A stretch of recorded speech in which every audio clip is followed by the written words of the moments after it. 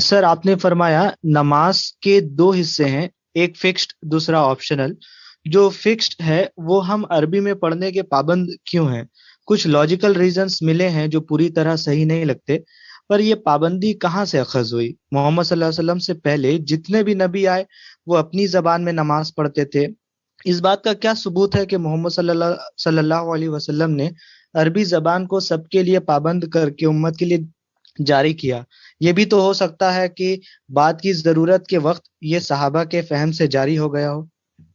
جزاک اللہ۔ رسول اللہ صلی اللہ علیہ وسلم نے جو چیزیں مقرر کر دی ہیں دین کی حیثیت سے، وہ صحابہ کرام کیسے تبدیل کر سکتے ہیں؟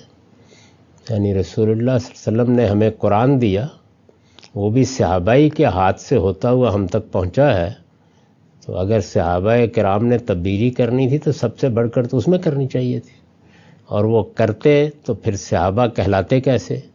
اور اگر یہ جسارت کرتے تو سارے کے سارے لوگ خاموش ہو کے ان کو دیکھتے کیسے؟ تو اس لیے یہ بالکل خلاف عقل بات ہے۔ رسول اللہ صلی اللہ علیہ وسلم نے جس طرح قرآن دیا، اور قرآن مجید عربی زبان میں ہے، اور جو نماز کے لازمی اذکار ہیں وہ کیا ہیں؟ وہ قرآن پڑھنا ہے، تو قرآن تو عربی میں ہے، وہ نازل ہی عربی میں ہوا ہے۔ جب قرآن پڑھنے کے لیے کہا جائے گا تو وہ عربی میں پڑھا جائے گا، وہ کسی اور زبان میں قرآن نہیں بنتا۔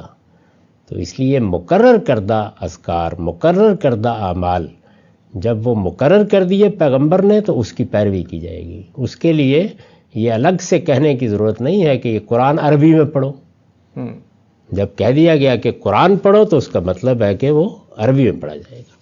میں آج بھی اگر کسی کو کہوں گا کہ آپ سے وہ قرآن پڑھا کریں تو وہ عربی میں پڑھنا ہے۔ اگر مجھے یہ کہنا ہوگا کہ ترجمہ پڑھیں تو میں تصریح کروں گا اس کی کہ آپ قرآن مجید کا کچھ حصے کا ترجمہ پڑھ لیا کریں۔ تو جب رسول اللہ نے قرآن کو مقرر کیا، فاتحہ اور فاتحہ کے بعد کوئی حصہ، یہ دونوں قرآن ہیں، اور یہی عربی اذکار ہیں، باقی سب میں آپ آزاد ہیں، جس زبان میں چاہے کریں، دعا کریں، مناجات کریں، تسبیح کریں، جس زبان میں چاہے کریں۔ یہ مقرر کردہ جو اذکار ہیں یہ اصل میں قرآن ہے، تو اس کو رسول اللہ بھی تبدیل نہیں کر سکتے تھے، کچھ آئے کہ صحابہ تبدیل کر دیں۔ ٹھیک ہے سر، بات واضح ہو گئی۔